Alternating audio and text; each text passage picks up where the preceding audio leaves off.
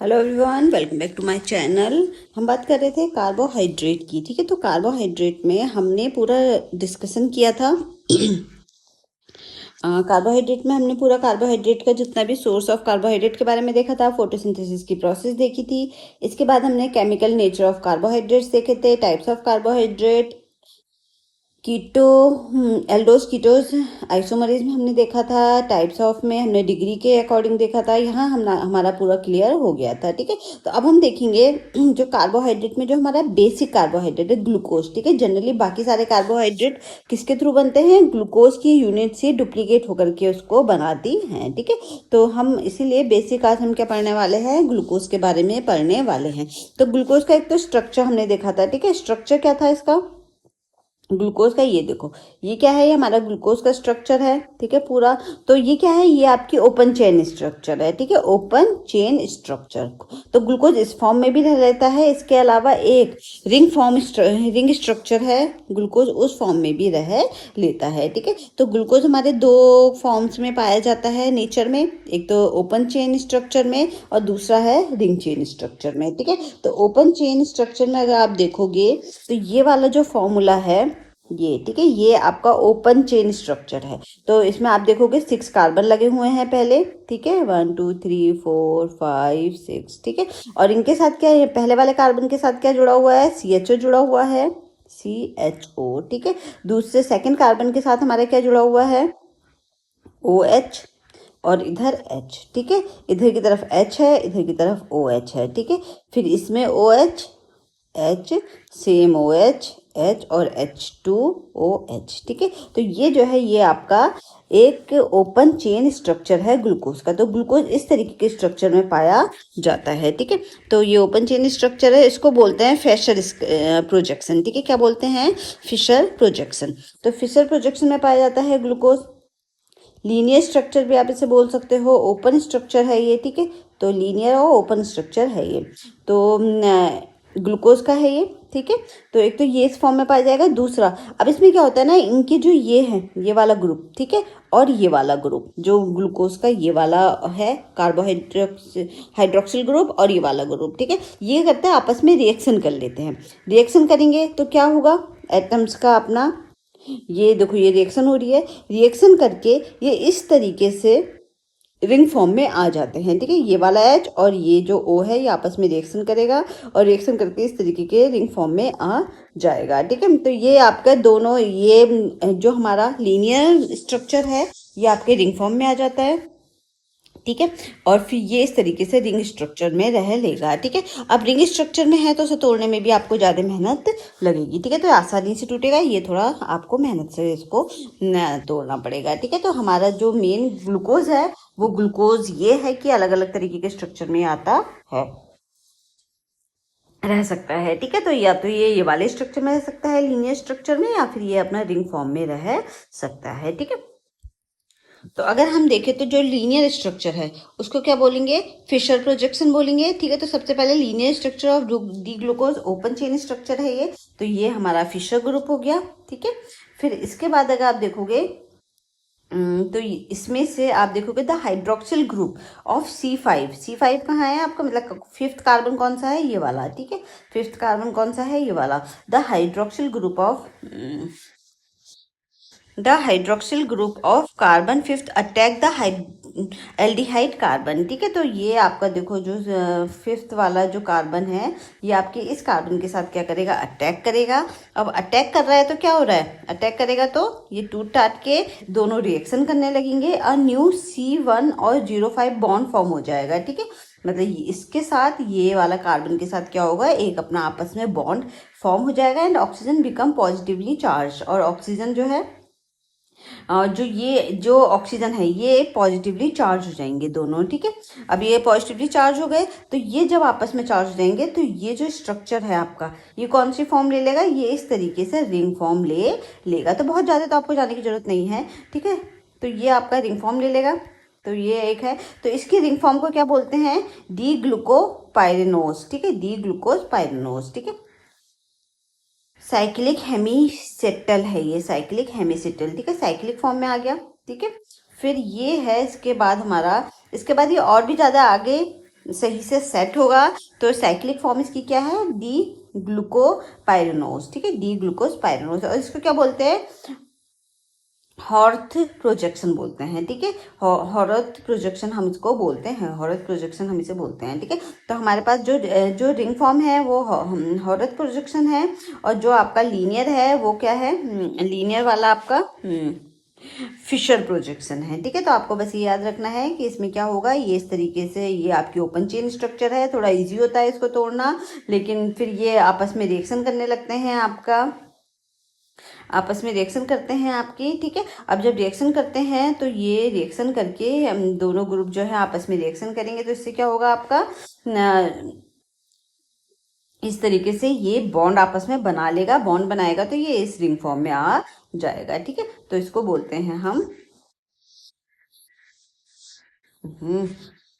ठीक है, इसको बोलते हैं साइक्लिक स्ट्रक्चर, ठीक है।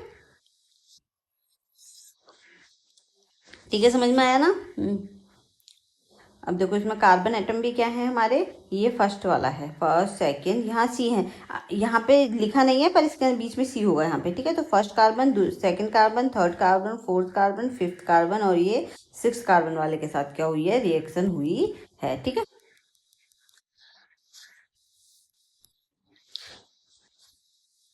a six membered ring containing one oxygen atom is formed, this is called glycopyranose, ठीक है। तो ये आपका क्या बन गया, बहुत ज़्यादा इसमें टेक्निकल जाने की जरूरत नहीं है, ये आपका सिंगल ओपन चेन से हम क्या बन गए हैं, ओपन चेन से हमारा क्लोज चेन, यानी कि जो साइक्लिक स्ट्रक्चर बन गया है, ठीक है। अभी देखना ये क्या होगा ना, जब ये दो ग्लूकोज जुड़ेंगे, अभी ये भी बात है, ठीक है, ये जैसे ये एक ग्लूकोज ये है, एक ग्लूकोज सेम जुड़ेगा, ठीक है, यहाँ पे एक और ग्लूकोज जुड़ेगा, तो ये जो फर्स्ट वाला कार्बन है, ये जो यहाँ पे फिफ्थ वाला कार्बन आएगा दूसरे ग्लूकोज का, ठीक है, उसके साथ अटैचमेंट बना करके ग्लूकोज आपस में जुड़ेंगे, जो हम अभी डाइसैकेराइड जब बनता है तब हम उसको चेक करेंगे, ठीक है। तो ये आपका हो गया है ग्लूकोज का एक रिंग फॉर्म और स्ट्रक्चर फॉर्म। बहुत ज़्यादा इसको डिटेल में नहीं पढ़ना है आप लोग ने, बस एक आपको देखना है कि ग्लूकोज का रिंग फॉर्म और आपका जो ओपन लीनियर फॉर्म है वो क्या क्या होता है, ठीक है। तो इसके बाद हम नेक्स्ट अपना स्टार्ट करते हैं।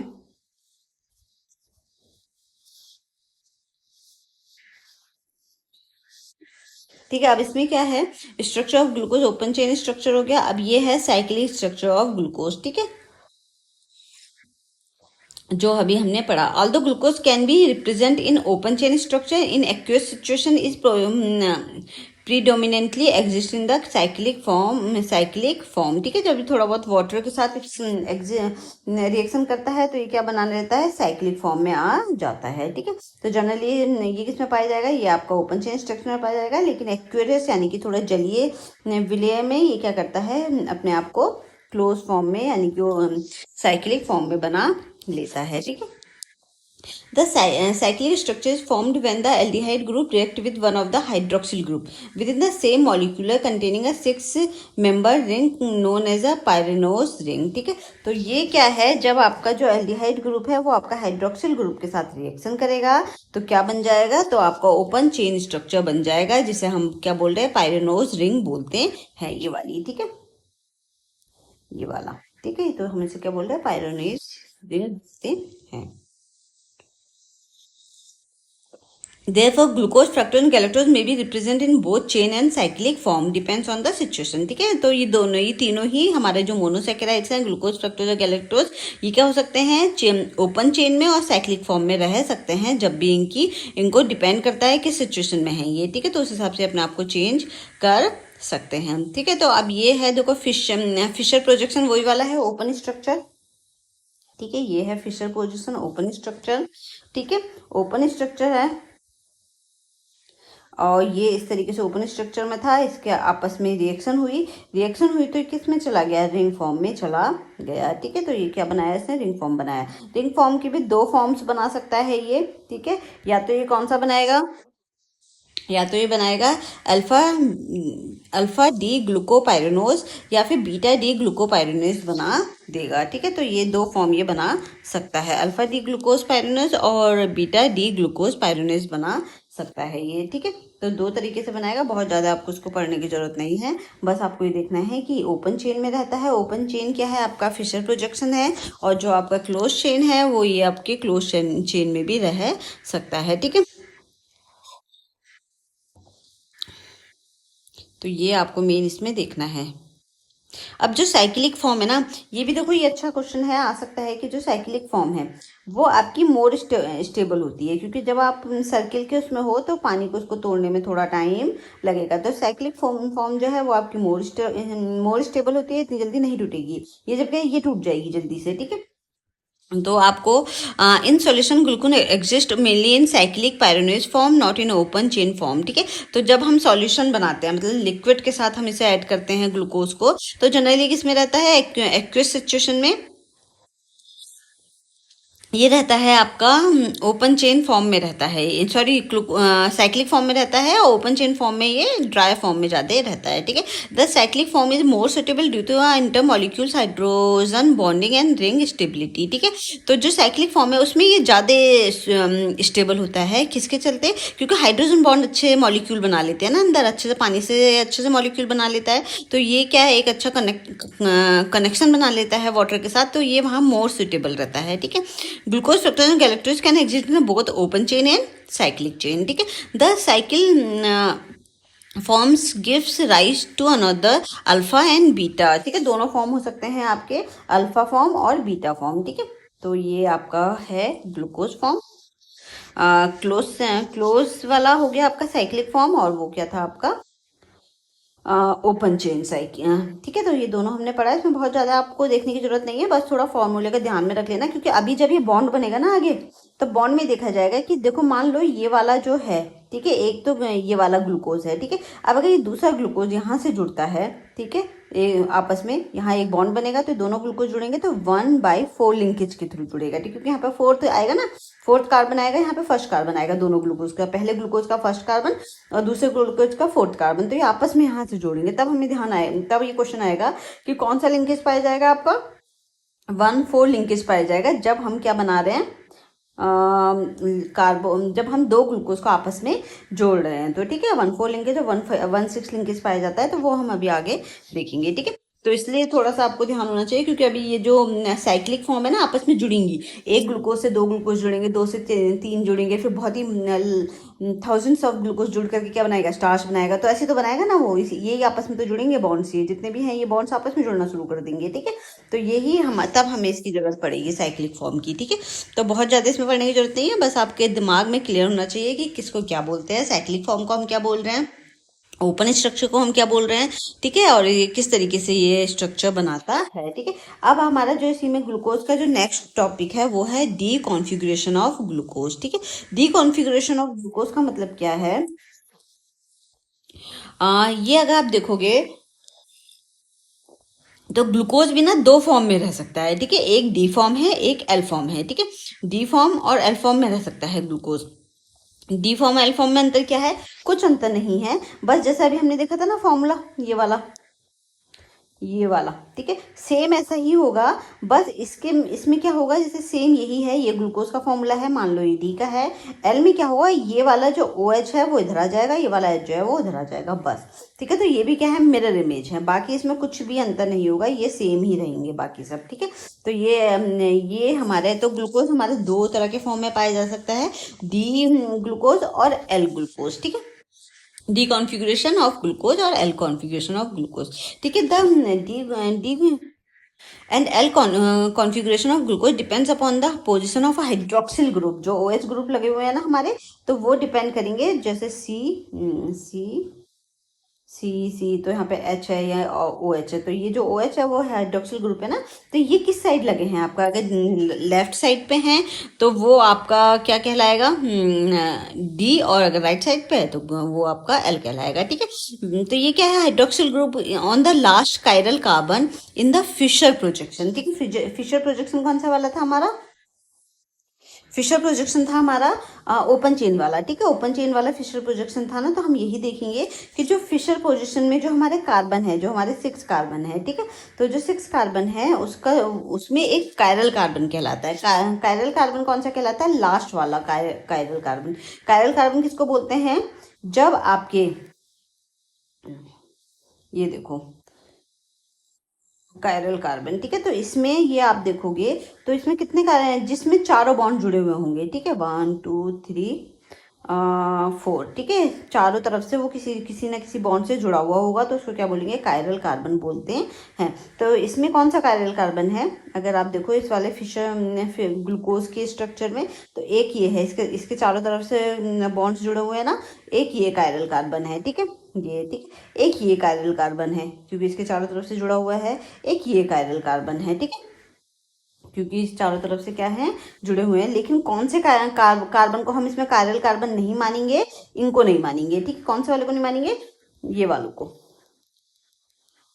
सबसे पहले वाले को, ये, क्योंकि इसके ये तीन ही बॉन्ड से जुड़ा हुआ है, ये वाला, ठीक है, और ये वाला भी, नीचे वाला भी क्या है? ये भी तीन ही बॉन्ड से जुड़ा हुआ है, तो ये दोनों कायरल कार्बन नहीं माने जाएंगे, ठीक है।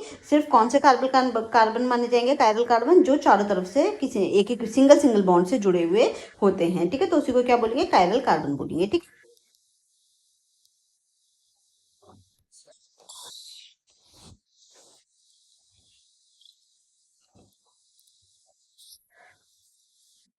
अब समझ में आया ना कायरल कार्बन किसको बोलते हैं? तो इसमें अगर आप देखोगे तो कायरल कार्बन क्या है, कौन सा है? सेकंड वाला है, थर्ड वाला है, फोर्थ वाला है, फिफ्थ वाला है। ये तो हमारे ग्लूकोज के उसमें कायरल कार्बन है, क्योंकि उनके पास चारों तरफ से बॉन्ड्स हैं, ठीक है। और जिसके पास बॉन्ड नहीं होगा, मतलब चारों बॉन्ड नहीं होंगे, ऑल 4 बॉन्ड से वो जुड़ा हुआ नहीं होगा, तो वो क्या है? वो कायरल कार्बन नहीं होगा, ठीक है। तो इसको कायरल कार्बन नहीं मानेंगे, क्योंकि इसको ऊपर वाले को, क्यों? क्योंकि ये सिर्फ 3 ही बॉन्ड से जुड़ा हुआ है, ठीक है, इसके पास एक बॉन्ड कम है, तो ये क्या कहलाए? ये कायरल कार्बन नहीं होगा, ठीक है।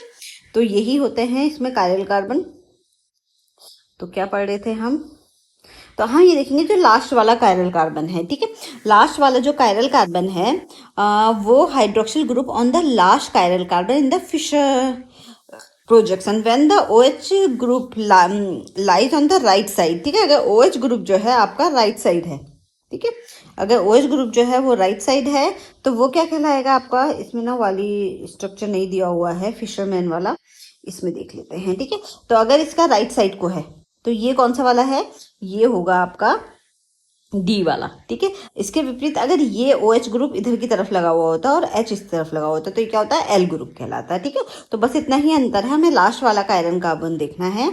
तो लास्ट वाला कायरल कार्बन कैसे देखेंगे? सिंपल है, ये 3,